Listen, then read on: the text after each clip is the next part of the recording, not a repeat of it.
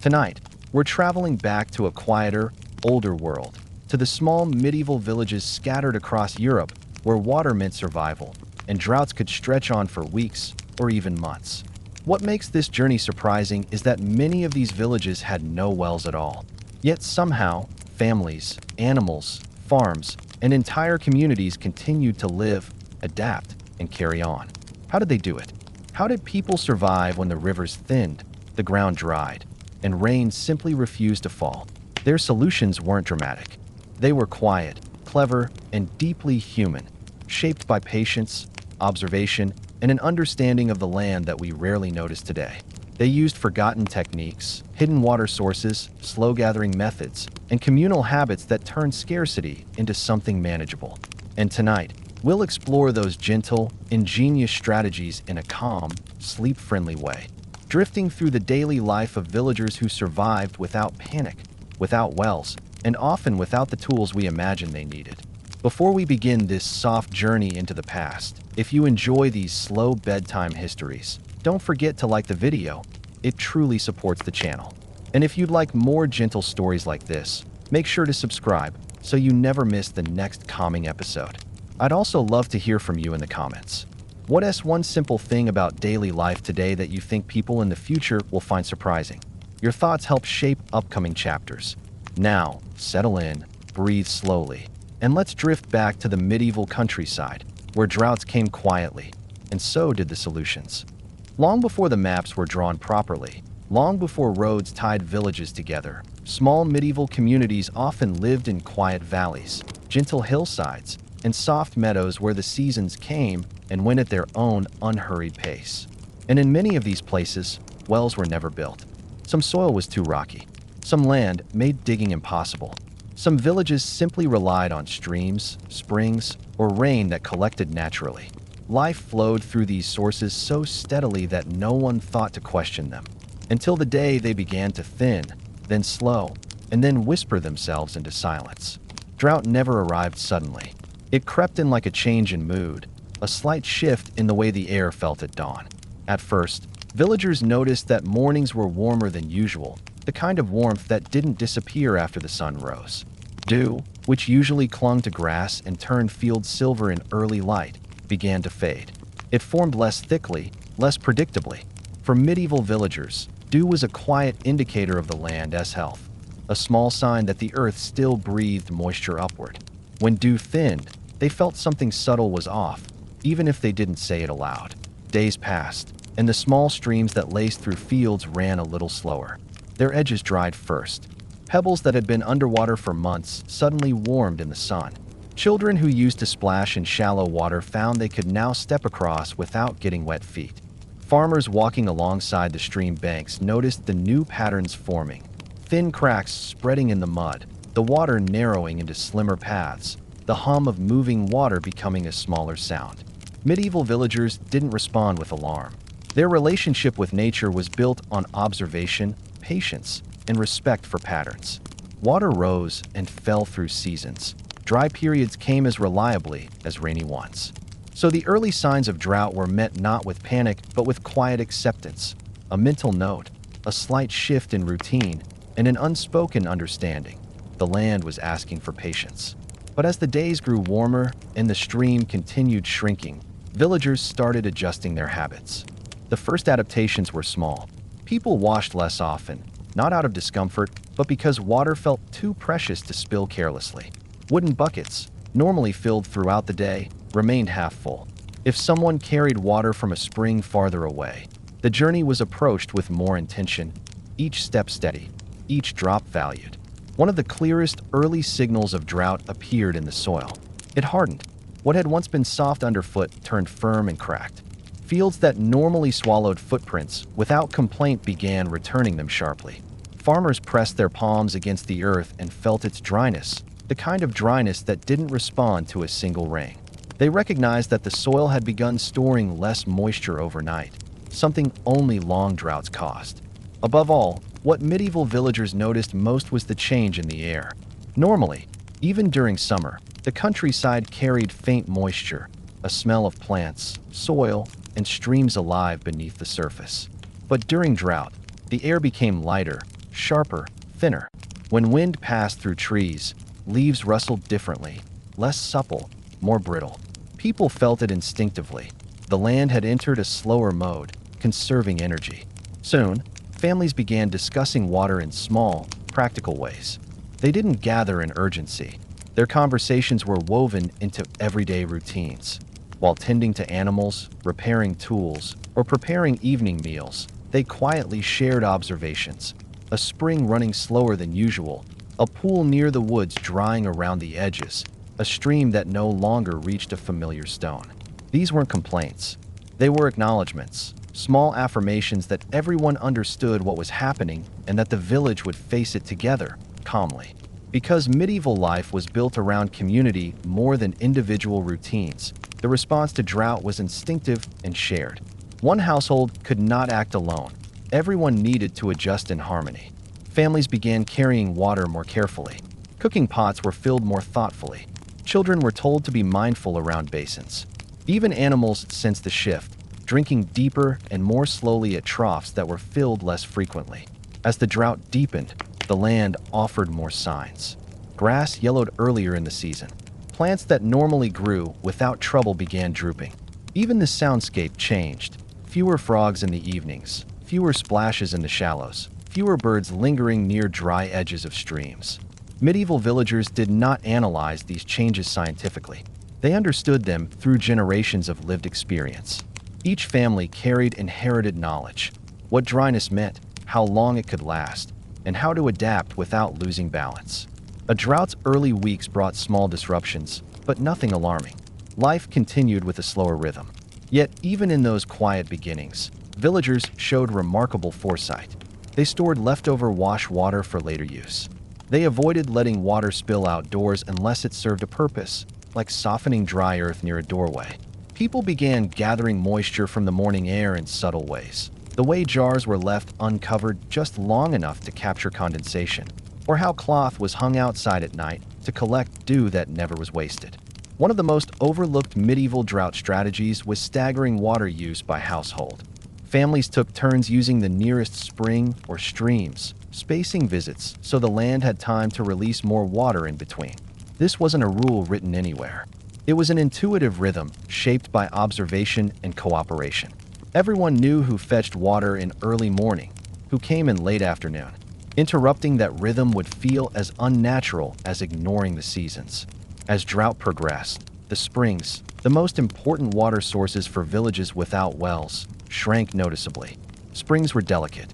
They didn't gush strongly like rivers, nor did they flow steadily like deep wells.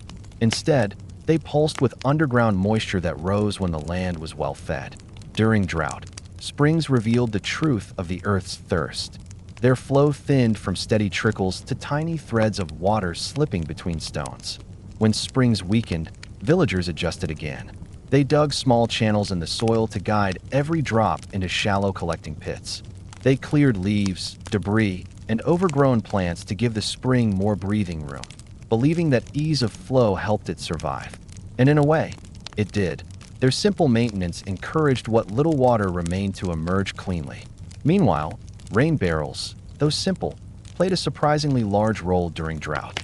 Medieval barrels gathered every drop from roofs during the rare, short rainfalls that occasionally touched the land even in dry periods. Families treated these barrels almost like treasure chests, peeking into them occasionally, appreciating every bit of water held inside. Even the sound of water sloshing within one became special, a comforting reminder that the village still had reserves. But what truly kept villages stable during early drought wasn't barrels, springs, or streams. It was mentality, a kind of calm resilience formed over generations of living closely with nature. Medieval villagers knew how to adjust seamlessly. They didn't see drought as a disaster, but as another season, a difficult one, but familiar. Their habits shifted naturally. They finished chores earlier in the day when the air was cooler. They cooked simpler meals requiring less water. They reused water from cooking to soften soil or clean tools. They drank in slow sips, savoring rather than consuming quickly. They sat in shaded areas during heat to reduce thirst. These weren't emergency measures. They were practical rhythms built from long experience. As days stretched into weeks, The village atmosphere changed quietly. Footsteps on dry ground sounded sharper. Winds carried more dust. The community well, which didn't exist here, was replaced by a shared understanding that every spring, every puddle, every trickle mattered. People didn't gather to discuss plans. Their actions aligned naturally. Medieval communities operated like finely tuned ecosystems. One small adjustment in one corner of the village influenced routines across the rest. During evenings, when the heat softened and shadows grew long, families often sat near their homes reflecting on the day. Conversations drifted more gently. The calmness wasn't forced. It was shaped by the environment itself. The land's slowness became the village's slowness. Drought taught patience, and medieval villagers listened to that lesson every day without frustration. They observed the sky often, not for signs of rain, although that was always hoped for, but out of habit, as though the sky itself were part of the community. Clouds told stories, whether humidity might return, whether winds might shift, whether the air carried distant moisture. Medieval people read the sky like an old friend, and even when rain seemed far away, they never viewed the heavens with disappointment. They simply accepted its silence. The first chapter of Drought, then, wasn't dramatic. It wasn't filled with panic or urgency. It was quiet, observational, steady. A slow recognition that the land had entered a new phase, and that life must adapt accordingly. Medieval villagers did not fear this shift. They understood it. They adjusted, step by step, gesture by gesture, as naturally as one breath follows another. Drought was not a crisis. It was a conversation with nature. And in those early days, the village listened gently.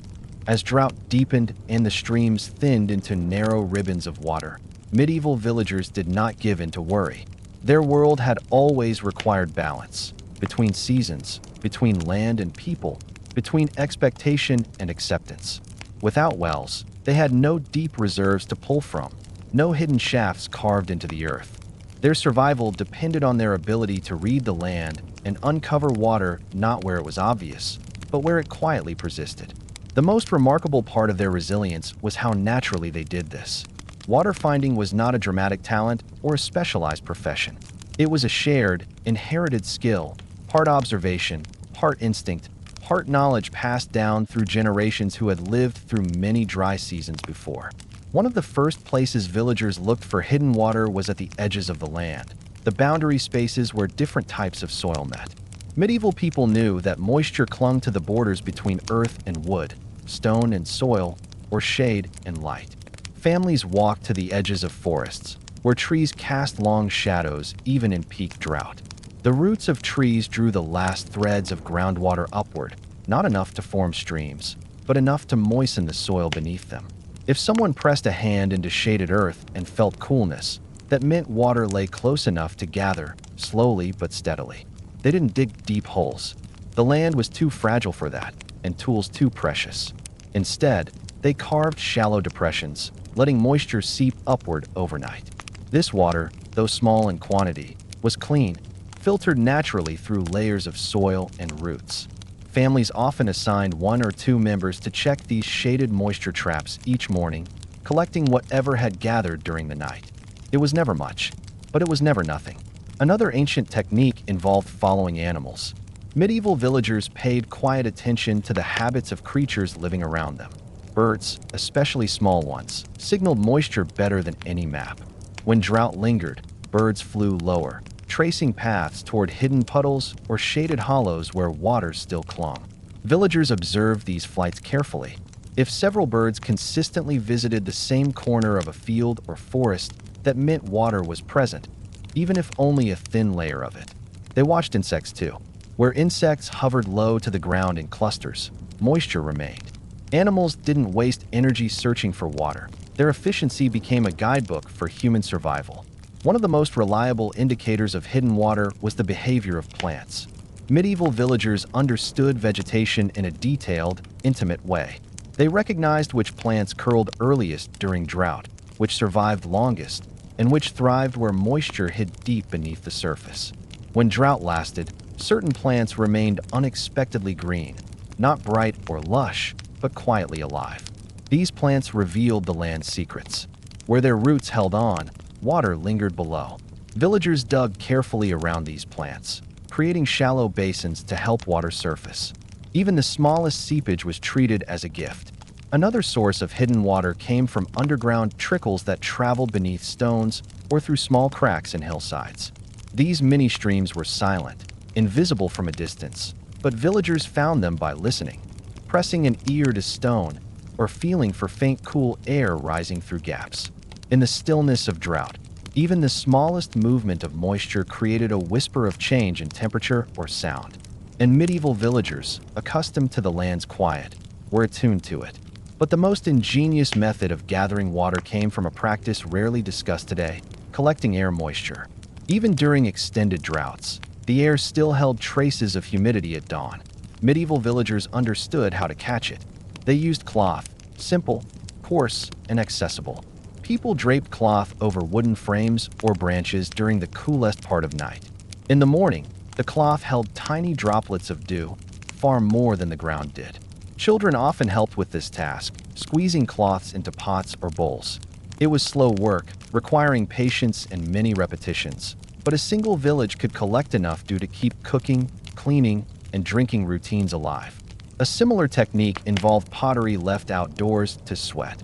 Unglazed clay naturally attracted moisture from the air and condensed it on its surface when temperatures shifted at night. Villagers placed pots in open areas and returned just after sunrise, wiping away droplets into containers. Again, the amount was small, but reliable. Another powerful medieval method of water finding was digging into dry stream beds, not for water itself, but for moisture trapped beneath layers of sand and clay. Dry stream beds were not dead, they were resting. Villagers dug narrow trenches into the softer parts of these beds, sometimes only knee-deep, lining them with smooth stones or clay shards. Overnight, moisture from the earth collected at the bottom, forming thin pools. It was more predictable than rain and safer than relying solely on springs. But drought survival required more than locating hidden moisture. It demanded understanding how water moved through the land, even when none was visible. In valleys, villagers found that water collected underground where two slopes met. These places offered no visible sign, but their ancestors had walked the land for generations. Noticing that certain patches of grass stayed green longer, certain soils stayed softer, and certain corners of fields smelled faintly of damp earth. That scent, subtle, barely noticeable, was enough to guide a family toward moisture that could sustain them through the driest weeks.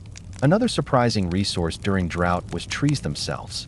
Medieval villagers understood that large trees stored water within their bark and inner layers. They never harmed the trees, but they collected moisture that trees released through natural condensation. The shade beneath an oak or beech held cooler air that could be captured indirectly. Families placed broad leaves or cloth on the ground beneath tree canopies overnight. In the morning, cool air meeting warming sunlight created tiny droplets on those surfaces. The method was so subtle, so hidden, that most people today would overlook it entirely. Yet another forgotten strategy was redirecting soil moisture through simple channels. Villagers created shallow sloping paths in the earth to help water seep toward their homes from wetter parts of fields. They didn't try to transport water directly. That was impossible. Instead, they influenced the land's natural seepage. Overnight, moisture moved slowly through soil and collected in shallow pits. It wasn't enough to fill barrels, but enough to maintain daily routines. One of the most efficient drought strategies medieval villagers used involved layered water storage, though not in the way we imagine storage today. Without wells or deep cisterns, they built small clay-lined pits in shaded corners behind homes. These pits didn't hold standing water for long. Instead, they caught small drips, dew, moisture from cloth, runoff from brief rains, and seepage from soil.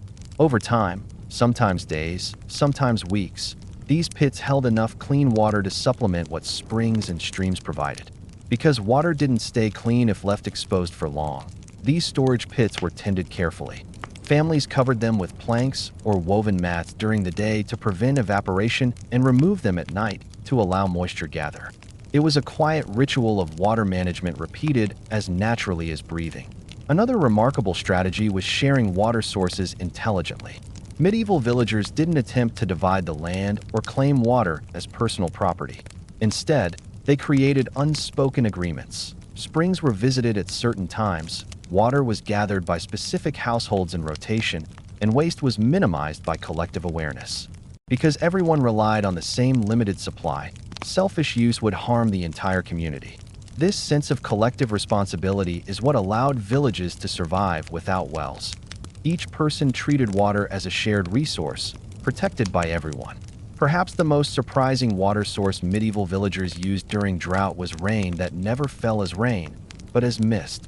In some areas, morning fog brought more moisture than actual rainfall. Villagers recognized this and positioned cloth, leaves, pottery, and even wooden boards in places where fog passed thickest. When fog condensed on these surfaces, droplets slid downward into containers. This method, fog harvesting, is considered innovative today, but medieval people practiced it centuries ago with simple tools and deep understanding. Another overlooked method involved roof runoff, even during periods of dryness. Although droughts reduced rainfall dramatically, occasional short, thin showers still occurred. Medieval villagers designed their roofs, not intentionally like modern systems, but by practical habit, to guide every drop into barrels or clay pots below. They added small grooves in wooden planks or clay tiles so that runoff gathered in predictable paths. Even the smallest rain was captured. And when no rain came for many weeks, villagers used shade itself as a water protection strategy. They covered stored water with large leaves, cloth, or wooden lids to slow evaporation. They placed water in cooler corners of the house. They avoided letting sunlight touch stored water for long. These small choices extended limited supplies significantly. One of the most impressive drought habits wasn't about finding water at all, but about stretching the usefulness of water already found. Medieval households reused every drop. Water from washing hands softened hardened soil near doorways. Water from soaking grains was given to animals. Water from rinsing vegetables was used to cool floors or dampen dusty ground. Water used in cooking became broth for later meals. Water left after cleaning pots soaked cloth for the next task. Nothing was wasted, not because of scarcity alone, but because medieval life valued the quiet efficiency of turning one action into two into three, until every drop had lived its full usefulness. As drought stretched on, families relied heavily on memory, not written records, but oral knowledge. Older villagers recalled how land behaved during dry periods decades ago. They remembered which corners held water longest, which plants survived longest, which springs never fully dried. Their stories were not dramatic, but practical, built on calm recollection. Medieval drought survival was not about invention, it was about remembering the land's patterns. Even as water grew scarce, the atmosphere in the village remained surprisingly peaceful. Medieval people had honed a rare balance, adapting without fear, adjusting without complaint, surviving by blending patience, ingenuity, and observation. Without wells, they depended on the land's quiet generosity, and the land always gave something, even if only a little. They gathered moisture where it formed, collected water where it lingered, guided it where it seeped, captured it where it rose, and reused it where it flowed briefly through their hands. In drought, medieval villages did not look for miracles. They looked for signs, and the land always offered them, faint, patient, and steady.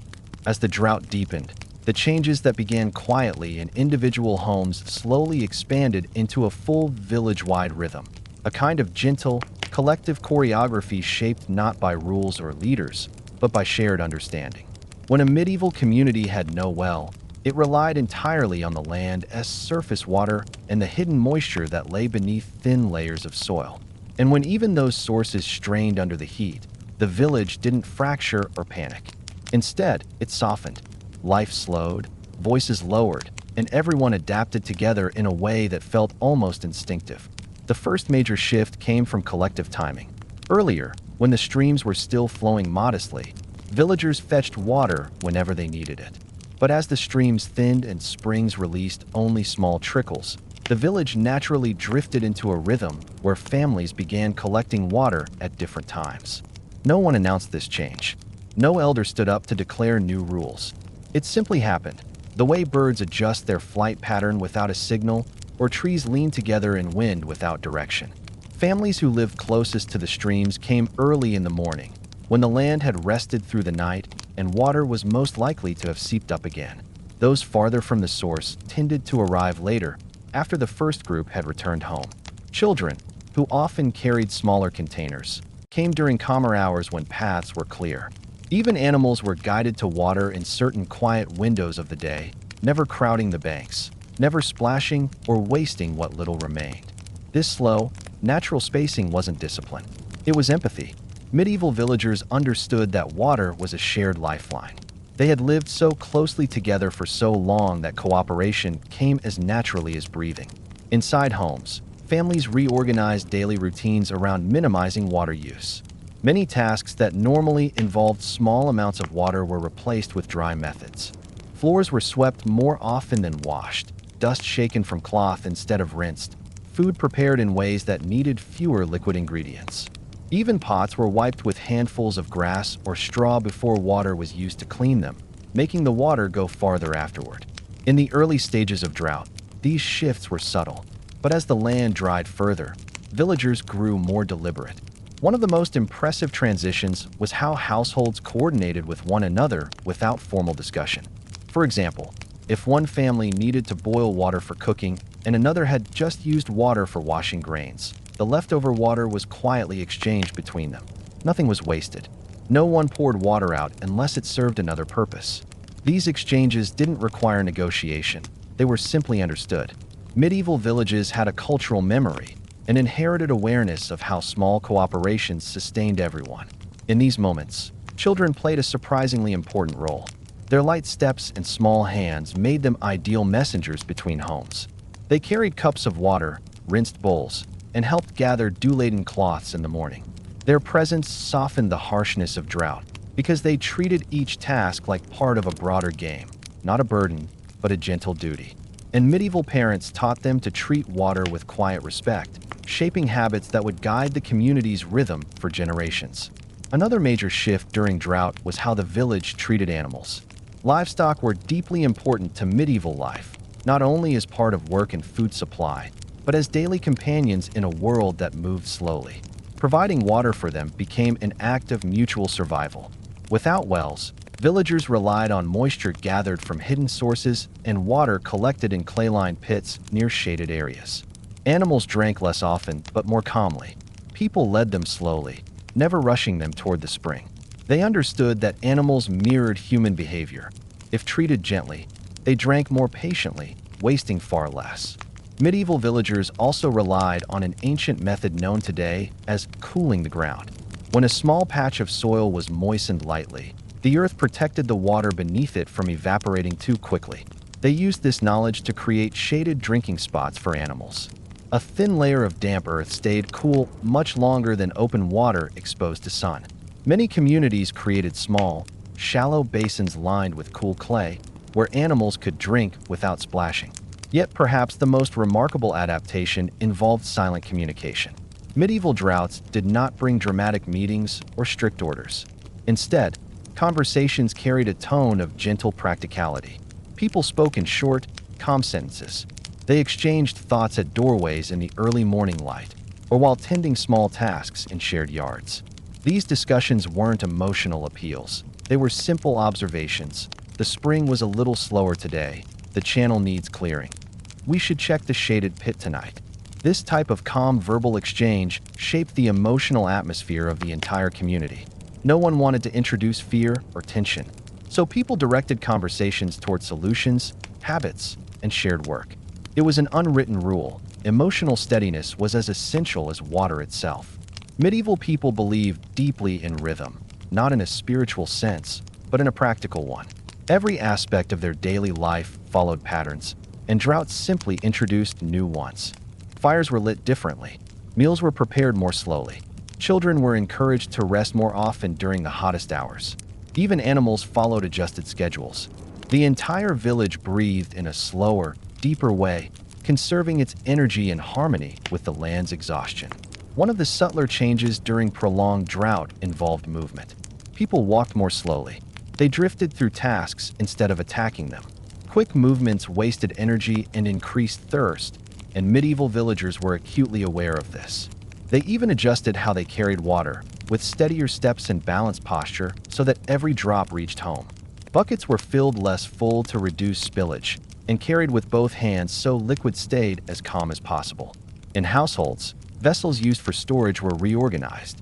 Families brought out clay pots with narrower openings to reduce evaporation, placing them in the coolest corners of the home.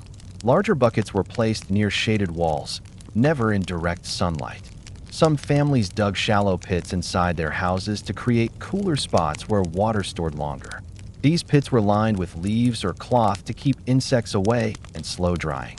Another vital adaptation came from collective maintenance of water pathways. Even though the streams ran thin, they needed to be kept clear of leaves, roots, and debris. Villagers took turns cleaning the small channels leading to their collecting pits, using wooden sticks or handmade brushes.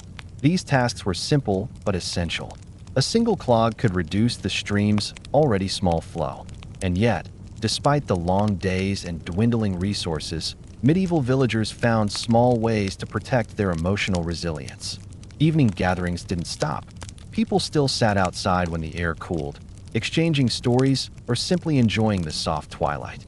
Children still played small games in shaded corners. Families still shared meals, even if more modest. The drought changed routines, but it didn't erase their sense of community. The village's strength came from shared patience, a kind of collective calm that shaped how everyone approached each day. They didn't wake hoping the drought would end immediately. They woke hoping to learn what new adjustments the day required. That mindset was their greatest survival tool. It prevented panic. It prevented waste. It made cooperation effortless. One of the most unique medieval drought habits was the evening check of water containers. Every night, families inspected their gathered moisture, checking levels carefully but without anxiety. They noted changes quietly. This one lowered a bit today, or this one stayed cool. These nightly observations reinforced a sense of control. Even if the water decreased, the act of checking it brought comfort, a ritual of awareness rather than fear. Meanwhile, older villagers played a guiding role not through commands, but through memories. They sat with younger adults, explaining how water behaved in previous droughts, how springs often returned slowly after several weeks, how dew increased after long periods of dryness, how soil regained strength gradually. These stories acted like soft instruction manuals. They replaced fear with understanding. As drought entered its later stages, solidarity became even more important. Households didn't hoard resources. They didn't guard storage pits jealously. Instead, water moved between families as needed. If one household had a sudden chore requiring more water, like tending an injured animal or preparing a large meal for travelers, neighbors shared what they had. The underlying assumption was that generosity would always be repaid, not in coins, but in gestures. And so it was. This cooperative structure extended to tasks beyond water. People helped gather firewood more efficiently, so fewer resources were wasted. They repaired roofs to ensure any brief rainfall was captured perfectly. They arranged their homes to improve air circulation, reducing thirst. They softened soil around doorways to limit dust clouds. They placed woven mats or cloth across small outdoor workspaces to create cooler spots. Even the smallest tasks reflected this collective adaptation. If someone found moisture in unexpected places, in shaded soil, beneath loose bark, or at the base of stones, they shared the discovery with neighbors. Information moved through the village without fanfare, carried by trust and quiet optimism. What made medieval drought survival so powerful was the absence of panic. People trusted the land. They trusted each other. They trusted time. They didn't assume drought was a catastrophe. They assumed it was a cycle, a difficult chapter, but still a chapter. And chapters always turned. The deeper the drought went, the more synchronized the village became. Routines aligned. Movement softened. Water was shared with care. No well existed beneath these villages, yet the community itself acted like a living well. Each person contributing a little, receiving a little, and keeping the flow steady through cooperation. Drought didn't destroy medieval villages. It refined them, slowing life into a single, unified rhythm. By the time a drought stretched far enough to reshape entire seasons, the changes inside medieval homes became as noticeable as the silence of the thinning streams. These villages, which had always depended on shallow surface water and the gentle generosity of springs, were forced to reorganize nearly every aspect of daily life. And what is most remarkable is how quietly, how gracefully, and how naturally these changes unfolded. There were no grand decisions, no formal agreements, only the gentle shifting of household rhythms as each family adapted to the new reality of scarce water. Inside these small wooden homes built with simple tools and simple intentions, life slowed into a careful choreography where every action, even the tiniest, was measured, considered, and shaped by the awareness that water would not return quickly. And yet, despite the constraints, there was no panic, no harsh discipline, no conflict. Instead, medieval families approached the challenge with a kind of practical calmness formed over generations of living closely with nature. One of the earliest domestic adjustments was changing how meals were prepared. In normal times, cooking involved several stages requiring water: rinsing grains, soaking vegetables, moistening bread dough, washing herbs, and simmering broths. But during prolonged drought, families relied on foods that required less water and could stretch moisture farther. Grains were cleaned more thoroughly by hand rather than washed. Root vegetables were peeled dry. Greens were wiped with cloths, not rinsed. Even bread dough was adjusted, kneaded with slightly less water, resulting in firmer loaves that lasted longer. Cooking shifted from boiling heavy methods to slower, gentler techniques. Families used steam from cooking to their advantage. Cloths that needed softening were held above pots. Dry food was placed near the rising warmth to absorb moisture. Nothing evaporated without purpose. Steam, usually considered an unnoticed byproduct, became a carefully captured resource. Another striking adjustment involved household cleaning. Medieval homes never relied heavily on water for cleaning, even in ideal conditions, but drought made this limitation even more pronounced. Floors were swept with bundles of dried grass or twigs. Dusty surfaces were wiped with slightly dampened cloths, which were reused multiple times before being rinsed. Pots were scraped clean with wooden tools before the smallest amount of water touched them. Families often used ashes, soft, fine, powdery, as a natural absorbent to remove grease. Once the ashes soaked up residue, they were brushed away, leaving pots needing only a few drops of water for final cleaning. Clothes washing underwent an even more dramatic transformation. Instead of soaking garments in basins, families aired them frequently, hung them in breezy spots, and used sunlight as a natural cleanser. Stains were rubbed with sand or crushed leaves. Only essential garments were washed with water, and that water was reused several times. First for the cleanest items, then progressively for dirtier ones, and finally poured onto soil near shaded plants that still needed moisture. In many households, the concept of water layers emerged, a practical method where water moved from one task to the next until fully spent. A single bucket might serve in this order: first for washing food, then for wiping surfaces, next for rinsing hands, afterward for softening soil outside the doorway, and finally for cooling areas where animals rested. This orderly progression meant that water lived many lives before evaporating into the air. Inside the home, families also reorganized storage methods. Clay pots with narrower openings were chosen more frequently because they slowed evaporation. Lids made from woven reeds or fabric prevented dust from settling and kept water cooler. Storage pots were moved from sunny corners to the darkest, coolest parts of the house, often near the floor or beneath wooden benches. Some families even dug shallow pits inside their living spaces, lining them with leaves or cloth, creating cool pockets where clay pots could rest, insulated from daytime heat. Daily routines adjusted accordingly. Instead of washing hands multiple times, families wiped their hands on smooth stones kept inside the home. Stones naturally cooled the skin and removed dirt without water. After that, only a few drops were needed for finishing touches. Children learned these techniques quickly, turning everyday tasks into small rituals of conservation. Even grooming changed. Hair was combed more carefully and more often, reducing the need for water-based cleaning. Wooden combs, useful for removing dust and smoothing tangled hair, became essential household tools. Skin was wiped with slightly damp cloths or rubbed gently with herb bundles that removed sweat and dust without a single drop of water. As drought deepened, families adopted a philosophy of double use. Every object served more than one purpose.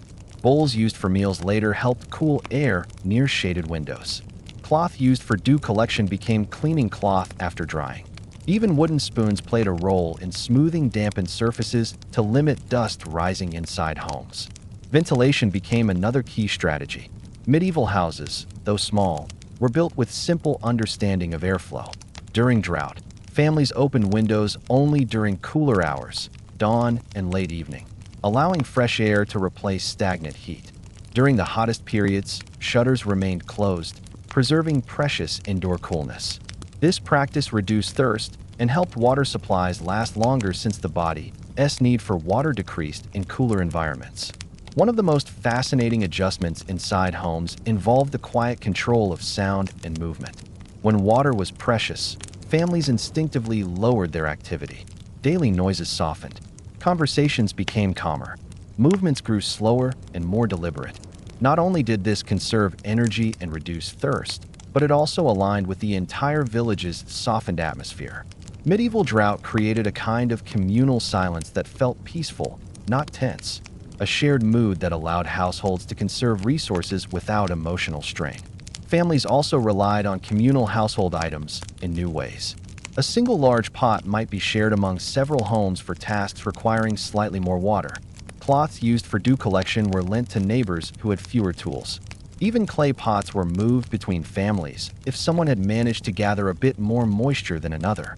Domestic animals lived closer to homes during drought, not outdoors in the open heat, but in shaded corners near the house where moisture held better. This arrangement provided not only protection for animals, but also a psychological comfort to families, knowing their animals were close, secure, and consuming water calmly rather than anxiously. Inside the household, one of the most significant drought adaptations involved sleeping arrangements.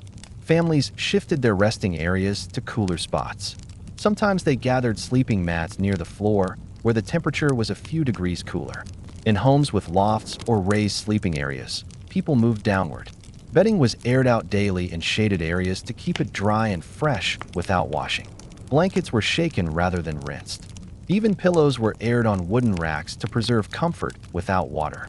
Another fascinating household shift was how families preserved food.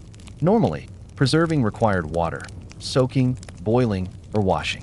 But in drought, medieval families turned to dry preservation methods, hanging herbs upside down, laying vegetables on woven trays in shaded, airy spots, or covering perishable foods with leaves that slowed drying.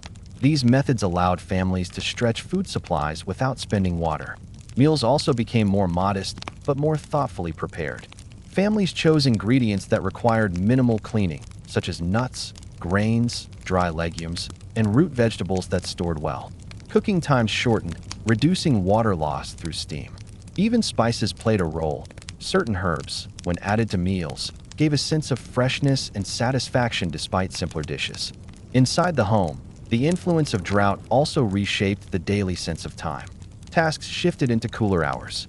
Morning chores expanded, sweeping, preparing food, tending animals, checking water pits, collecting dew. Midday was reserved for slow, quiet tasks, mending, crafting, resting. Afternoons brought small bursts of activity, but never exertion. Evenings were for gentle conversation, watching the sky, and preparing the home for another dry day. Even recreation changed. Children played quieter games indoors or in shaded yards, ones that required little energy. Adults spent more time with handwork, weaving, carving, repairing tools, activities that didn't require water and offered calm distraction from the dryness outside. One of the most touching domestic adjustments was how families emotionally supported each other during long droughts. They didn't express worry openly or dwell on scarcity. Instead, they focused conversations on what could be done, how much moisture was gathered overnight, which collecting pit seemed slightly fuller, how animals responded, which household had a bit more stored water that week. Support flowed through practical gestures, sharing a bowl of cooking water, helping gather dew, offering shade in shared yards. The home became not just a shelter, but a center of strategy and resilience. Each family developed its own subtle system for managing the drought. Some relied heavily on cloth dew collection. Others focused on shaded soil pits. Some placed the majority of their effort on fog harvesting or on following hidden underground moisture. These variations meant that the community as a whole had diverse strengths. If one method failed, another household's supply or technique stepped in to balance the village's needs. By the height of the drought, houses had transformed into small ecosystems of conservation. Every corner mattered, every tool had a purpose, and every drop of water represented an opportunity for life to continue. The once ordinary routines of daily life became carefully structured rituals, performed with patience and quiet confidence.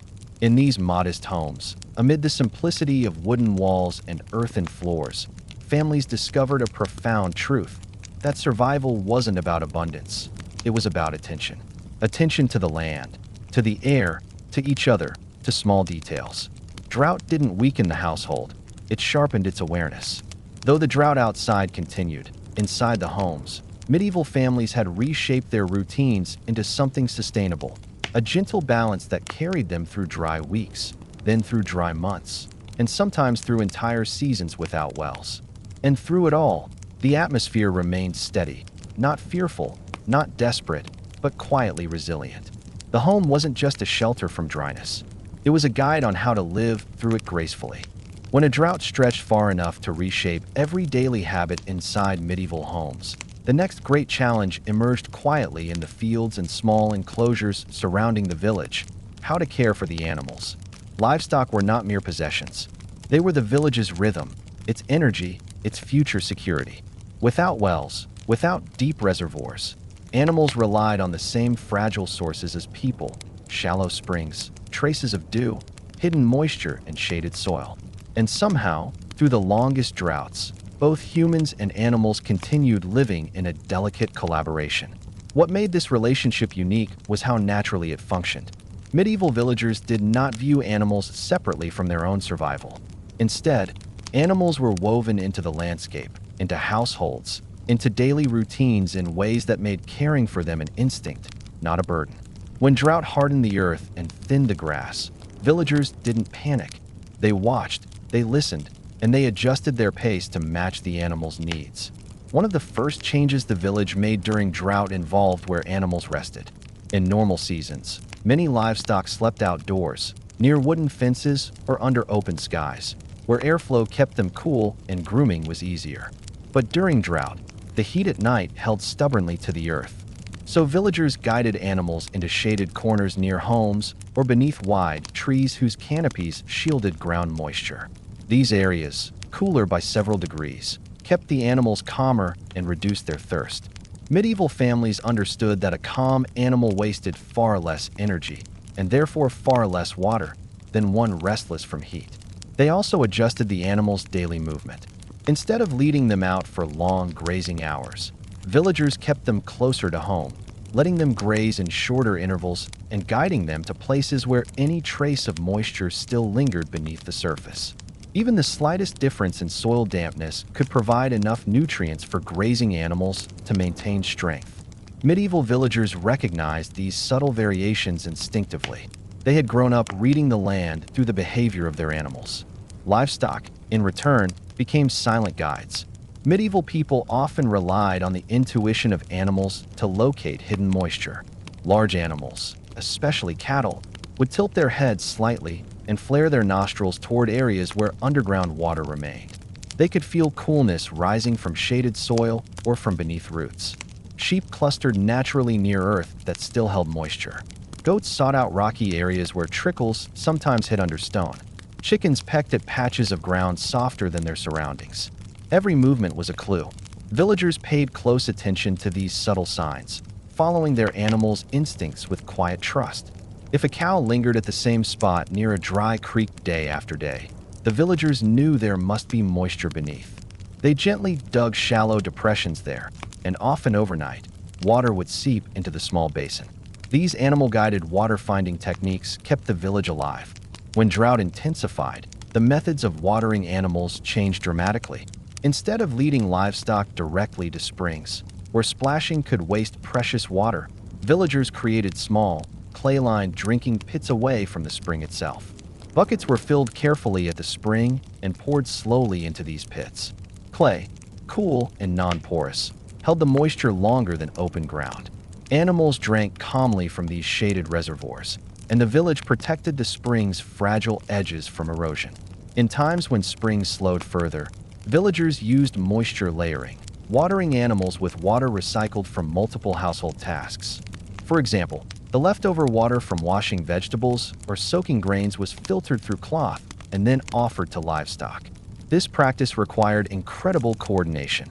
Families saved every drop suitable for animal use, understanding that healthy animals meant healthier soil, longer-lasting milk, stronger fieldwork, and greater overall safety for the community. Animals also benefited from early morning grazing, one of the most profound drought adaptations. Medieval people knew that at dawn, the land still held the faintest touch of night moisture. Grass blades, though dry in appearance, collected traces of dew beneath their thin edges. Animals grazing in these early hours stayed hydrated through the tiniest of droplets, moisture invisible to the human eye but essential to their health. Children often woke before sunrise to lead animals quietly into fields, allowing them to graze during the only truly forgiving hour of the day. Another brilliant medieval strategy was to rotate animals among microshaded zones. Instead of letting them graze large fields, now dry and cracked, villagers created small grazing loops inside the village as periphery. Animals spent short periods in each area, allowing the ground to rest. This rotation preserved whatever hidden moisture remained and allowed plants the slightest chance to recover between grazings. Water conservation extended even to the animals' behavior. Villagers encouraged quiet herding, slow, calm movement without stress. Loud noises or rushed movements caused animals to breathe harder and sweat more, increasing their need for water. So people spoke in softer tones, used gentler motions, and kept the herding pace steady. This had a subtle but powerful effect. Animals drank less because they felt less strain. The animals themselves changed their behavior during drought. Medieval villagers observed these shifts closely. Sheep huddled more tightly in shaded patches. Cattle rested more often, choosing cooler soil. Goats became more selective, seeking plants that held moisture deep inside. Chickens scratched lightly at soil only where shade allowed insects to remain. Pigs, where present, lay on cool earth rather than mud, since mud dried too fast. Each behavior taught villagers something about the land's remaining moisture. One of the most remarkable collaborations between humans and animals involved watering order. Because livestock varied in water needs, villagers developed a sequence, not written, not formalized, but deeply understood. Dairy animals, whose health was essential for milk, often drank first. Working animals, such as oxen, drank next, since conserving their strength protected the village's agricultural productivity. Smaller or more resilient animals drank later, because they needed less. This order was never enforced harshly. It arose naturally from practicality, shared understanding, and a gentle philosophy. Everyone's survival depended on thoughtful choices. Hay and feed stores were reorganized as well. Instead of giving animals large bundles of dry feed that increased thirst, villagers provided smaller, more frequent portions. Some feed was moistened with leftover rinse water, making it easier for animals to swallow without consuming extra water. When drought was especially harsh, villagers brought branches with leaves, not because leaves were abundant, but because certain tree leaves held moisture better than grass during dry seasons. Animals instinctively chewed these leaves slowly, drawing hydration from them. The role of children expanded as the drought deepened. They learned to watch animals for signs of overheating, drooping ears, slow steps, quieter sounds. Children also carried small pots of moisture to designated spots where animals rested, dampening the ground to create cooler lying spaces. These shaded, slightly moist areas helped animals conserve energy, lowering their need for water. Medieval families understood something essential, that animals were part of the same environment, reacting to the same dryness, negotiating the same limitations. Caring for them wasn't an added burden. It was part of the natural flow of communal life. Every action taken for animals echoed through the village. Healthier animals meant less strain on families, stronger agricultural seasons after drought, and more security for everyone. During long droughts, the landscape itself changed color and texture. Grass faded to pale gold, soil grew firmer, and paths cracked under sunlight. Yet, even in this altered world, the presence of animals brought movement, sound, and continuity. The soft steps of sheep, the quiet chewing of cattle, the gentle rustling of goats. These sounds reminded villagers that life continued, even slowly. Water collection for animals often became a communal task in itself. 2 or 3 families would walk together to the spring, carrying multiple containers, adjusting pace to avoid spills. On the way back, they shared news. How much dew had gathered that morning, whether someone found new moisture near shaded stones, which grazing patch seemed slightly greener. These moments were not dramatic. They were simple exchanges that strengthened community bonds. During late evenings, when air cooled slightly, villagers led animals out for one last short grazing. Twilight was gentle, shadows stretched long, and the dust that rose during the day settled softly. This final walk was peaceful, almost meditative. People listened to the ground beneath their feet, sensing its dryness, hoping for the first hint of earth breathing moisture again. Inside homes, animals rested comfortably in cooler corners. Their quiet breaths reassured families that they had managed another day, that their careful strategies worked. In the darkness, the presence of animals brought calm, continuity, and a sense of shared resilience. Perhaps the most touching aspect of medieval drought survival was the unspoken understanding that humans and animals endured it together. There was no hierarchy of suffering. Animals were not tools. They were partners in the slow, daily work of staying alive. Their natural instincts guided villagers to hidden sources. Villagers' care protected their animals from thirst and exhaustion. Together, they formed a single community responding to the same silent crisis. Even without wells, even without deep water reserves, medieval villages found ways to keep their animals alive through long droughts by listening to the land, to nature, and to the animals themselves. In drought, animals became quiet teachers, and villagers, patient students. Their partnership wasn't dramatic. It was steady, and in that steadiness, both survived months of dry silence with surprising grace. As the drought deepened, the transformation of medieval life expanded far beyond the walls of individual homes or the shaded corners where animals rested. The land surrounding the village, fields, pathways, shared grazing grounds, woodlands, and the open stretches that connected one community to another began to shift in subtle but unmistakable ways.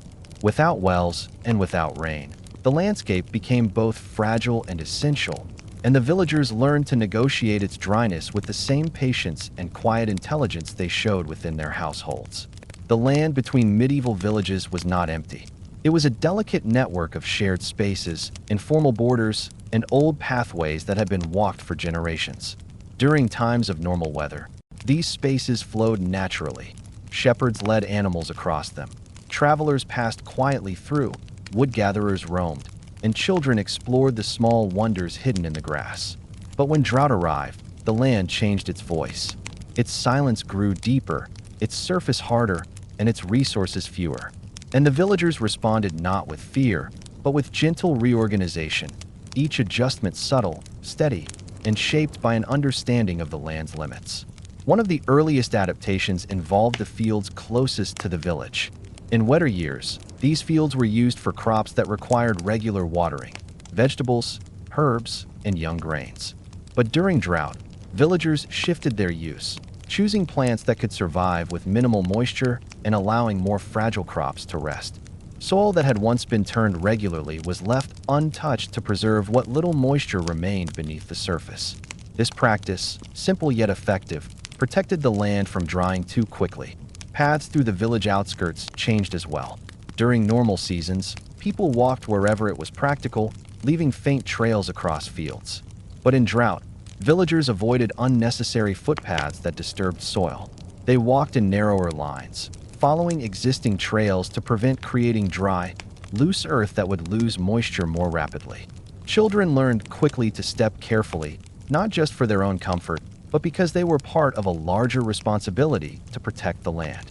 Grazing lands, usually full of soft grass and dotted with occasional patches of wild herbs, underwent the most dramatic transformation. Villagers had always treated these lands with care, but drought demanded a new level of sensitivity. Rather than letting animals graze widely, they created small, rotating grazing sections. Each section rested for several days or weeks before animals returned. This rest allowed the faint traces of moisture under the surface to nourish roots just enough to keep them alive. The grass didn't grow tall, but it remained alive. That was enough. The borders between villages also shifted tone during drought. Medieval communities rarely built fences or walls around fields. Instead, they relied on agreement, memory, and gentle negotiation to define boundaries. During drought, these agreements grew even more important. Villagers walked along the edges of their lands more often, not to guard them, but to observe changes, the dryness of soil, the fading of plants, the behavior of animals. These observations were shared quietly with neighbors, ensuring that both sides understood how to use the land responsibly. One of the most remarkable aspects of medieval drought survival was cooperation between nearby villages. Without wells, communities depended heavily on small natural sources of moisture, shaded springs, hidden trickles along forest floors, or shallow depressions where water gathered after rare misty mornings. These water points often lay at the borders between villages, and during drought, they became places of mutual understanding rather than conflict. Families from neighboring communities sometimes arrived at these border points at similar times. Instead of competing for the water, they often waited patiently in calm rotation. They exchanged brief greetings, shared observations about weather patterns, and sometimes passed along small pieces of advice. There is shade on the eastern ridge today, or the soil behind the largest oak still feels cool. These moments of cooperation helped sustain not only resources, but also a sense of shared resilience. The deeper the drought grew, the more the landscape seemed to slow down. Trees that once rustled softly in breezes now stood still, their leaves curled inward to preserve moisture. The earth hardened in places, forming thin cracks that spread like delicate lines across its surface. Yet villagers saw these changes not as signs of defeat, but as cues, quiet messages from the land that guided their next adjustments. Woodlands, for instance, were treated differently during drought. Medieval villagers understood that forests held moisture more effectively than open fields. The shade beneath trees protected soil from the harshest sun, and their roots helped the ground retain coolness. Because of this, wood gathering routines changed. People walked deeper into forests earlier in the morning, returning before afternoon heat intensified. They took only dry fallen wood, never stripping bark or cutting branches that protected forest moisture. Even in hardship, villagers respected the delicate balance that kept forests alive. Pathways through forests also became places of survival. In normal seasons, these quiet trails were used for gathering berries, herbs, or branches. But during drought, they became cool corridors for movement, shaded routes that allowed villagers to travel without exhausting themselves. Children often accompanied adults along these cool paths, learning how to read the forest for signs of moisture, such as mushrooms growing in a shaded patch or moss holding on beneath stones. These details, though small, gave the community valuable clues about where to look for hidden water. As the land dried, villagers also adjusted their agricultural expectations. They didn't try to force the fields to produce. Instead, they planted sparingly, choosing drought-resistant plants or leaving larger sections of land fallow. This wasn't a defeat, but a strategic pause, letting the land recover its strength rather than exhausting it further. Medieval people understood that soil needed rest as much as humans did. They allowed it to breathe, preserving its life so it could return to productivity once the drought eased. One of the most impressive landscape adaptations involved creating shaded microenvironments. Villagers positioned woven mats, branches, or wooden panels to cast shadows over small ground patches, reducing evaporation. Under these shaded spots, plants survived longer and soil remained cooler. Even if these shaded plots were tiny, they served as indicators of the land's health. When plants under shade held on, villagers knew that the drought had not reached its deepest severity. In many communities, small trenches were dug near the edges of fields, shallow channels that collected rare moisture from night air or light mists. These trenches were never large enough to hold significant amounts of water, but they caught enough to support plants or provide hints of where underground moisture still lingered. The knowledge gained from these trenches guided villagers in choosing where to place clay pits, where to position dew-collecting cloths, and where to rotate grazing animals next. The land between villages also played a role in communication. Without wells, communities had to monitor weather shifts carefully. People from different villages shared observations about clouds, winds, and the faint smell of moisture in the air. These exchanges formed a kind of informal forecasting system, not scientific, but surprisingly accurate. When one village noticed cooler breezes or moisture beneath certain trees, they passed the information along their footpaths, helping neighboring communities prepare or adjust. During drought, medieval footpaths took on new significance. They were not just routes between villages, they were lifelines of information, cooperation, and hope. These paths connected communities through a quiet network of shared survival. Perhaps the most touching aspect of medieval landscape adaptation during drought was the way villagers never abandoned the land emotionally. Even as soil dried and streams thinned, they continued to walk through their fields, tend their borders, and care for shaded areas. This wasn't denial, it was loyalty. They believed that the land had carried their ancestors through past hardships and would eventually support them again. This belief wasn't spiritual, it was practical, born of centuries of witnessing cycles of scarcity, followed by renewal. In the late stages of drought, the land between villages grew quieter. Birds flew closer to the ground. Animals grazed in concentrated patches. Trees stood still in the heavy heat. Yet villagers continued their routines with patience, checking moisture pits, adjusting grazing zones, maintaining shaded areas, and communicating with neighboring communities. Even without wells, medieval villages endured by moving with the land, not against it. They watched its changes, respected its limits, and reorganized their lives around its quiet endurance. The landscape was not an obstacle. It was a partner, silent, strained, but still alive. And the villagers responded with equal calmness, creating a shared rhythm with the land that carried them through the longest, hottest months. When drought settled so deeply into the land that even shaded springs struggled to release more than a handful of drops each day, medieval villagers understood that they needed to reach beyond the comfortable ring of fields and woodlands surrounding their homes. They could survive weeks with dew, hidden moisture, fog, and shallow pits. But when months stretched on, and the air itself felt as though it had forgotten how to cool at night, the only option left was to walk farther. Not in large groups, not in desperate caravans, but in calm, steady pairs or small gatherings who understood the land's silence better than anyone else. These long journeys to distant water sources became part of the village's rhythm. They were not heroic or dramatic.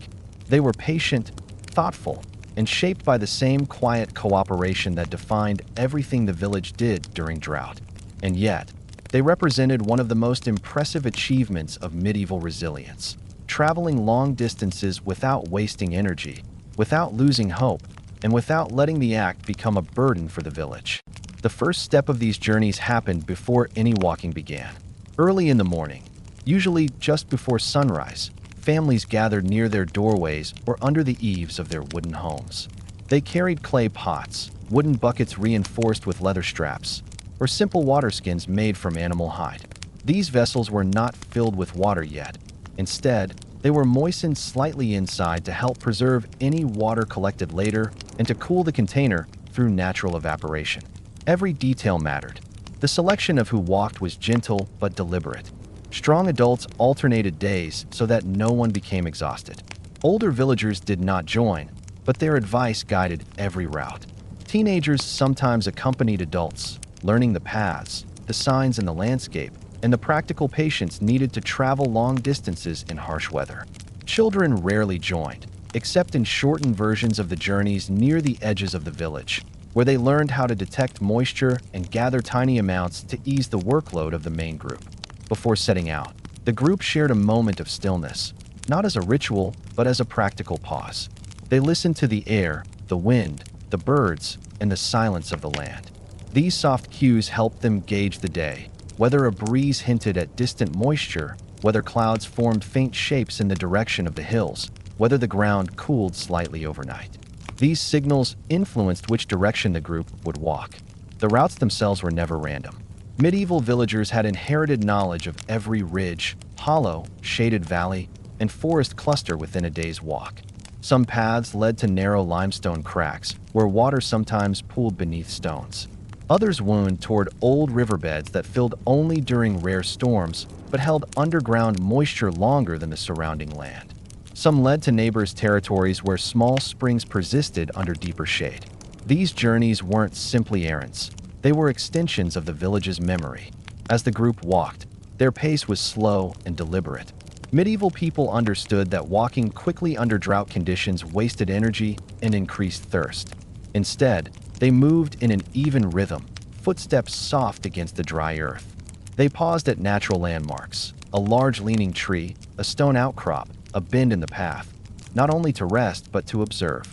Many of these landmarks had been used for generations as markers of moisture. Trees with slightly greener leaves, plants that survived longer, or stones with cooler surfaces hinted at underground water flowing nearby. These long walks were surprisingly quiet. Conversation was low and sparse, reserved for sharing observations or passing along gentle reminders. The soil here stayed darker last year. Or follow the wind. It feels cooler on the left. The silence helped conserve energy, but more importantly, it allowed travelers to listen for water. In a world without wells, sound was just as important as sight. When the group reached a familiar water point, sometimes a shaded hollow, sometimes a deep forest nook where water seeped between roots, the first task was always to wait. Medieval villagers knew that disturbing the land too quickly caused water to retreat deeper. They sat in the shade, letting the earth settle. Only after several minutes did they check for signs. Moisture on stones, damp soil beneath leaves, trickles between moss. These signs might seem insignificant to a modern eye, but to people living without wells, they represented the difference between sustaining a village and going home empty-handed. If water was present, even in tiny amounts, collection began slowly. Clay pots were placed beneath the seepage points. Cloth was draped inside shallow depressions to gather droplets. Small wooden tools gently scraped moisture from surfaces. Even moss was squeezed carefully, yielding just a few drops that added to the total. Each pot filled drop by drop, sometimes taking hours. But medieval villagers were patient. They understood that water moved slowly, and that only by moving with it, at its pace, could they gather what they needed. While the pots filled, the travelers rested in the coolest available shade. They watched how insects moved. They inhaled the scent of damp soil. They studied how birds flew overhead. Birds always offered clues, and if a bird hovered near the same area repeatedly, it meant there was another moisture pocket nearby. Sometimes the group split briefly to explore neighboring hollows, trusting that each member understood the land well enough not to wander too far. One of the most beautiful aspects of these journeys was how travelers treated the land itself. They never collected all the water. They left small pools untouched. They avoided scraping soil too deeply. They replaced stones they had moved, because they understood that the land needed strength to recover, and taking too much damaged not only the present but the future. Once enough water had been gathered, the group began the return trip with equal patience. Containers were covered with cloth to minimize evaporation. Travelers balanced their steps to prevent spilling. They often chose a different route home, slightly longer but shaded, because shaded paths preserved water better than quicker, sunny ones. These choices, small and natural, reflected centuries of practical wisdom. On the way back, travelers often stopped briefly to check additional moisture points they passed earlier. Even if they didn't need more water, they wanted to gather information. How the land behaved at different times of day mattered deeply. A patch of soil that felt warm in the morning might feel cool in the late afternoon. A stone that held moisture one week might feel dry the next. These notes were shared with the village upon return. When the group arrived home, they didn't pour the collected water immediately into large communal pots. Instead, families divided it thoughtfully, some for cooking, some for animals, some for cleaning essential tools, and some stored in the coolest corners of homes. Nothing was wasted. Even the cloth used for collecting water was left outside overnight to gather dew as an extra gift from the land. But what made these journeys most impressive wasn't the water they brought back. It was the sense of community they created within the village. The knowledge that people were walking each day, searching patiently, bringing back what they could, strengthened everyone's resolve. These journeys became a quiet reminder. The drought could continue, but so could the village. As long as there were feet to walk, eyes to observe, hands to gather, and minds to understand the land, life would go on. Children watched eagerly as the travelers returned, learning by observing how each pot was handled, how each cloth was folded, how each drop was respected. In time, they too would join these journeys, inheriting the pathways, the instinct, and the slow rhythm that had kept their village alive for generations. Even when the drought reached its harshest stage, when cracks spread across the land and the smallest streams faded to memory, these journeys continued. Not every trip brought back much water. Sometimes the pots remained nearly empty. But even then, walking the paths, checking the hollows, and witnessing the land's quiet persistence gave villagers something precious: reassurance. A reminder that the land still held potential, even if it was hiding for now. Long after drought ended, these journeys were remembered not as struggles, but as acts of devotion to the land and to one another.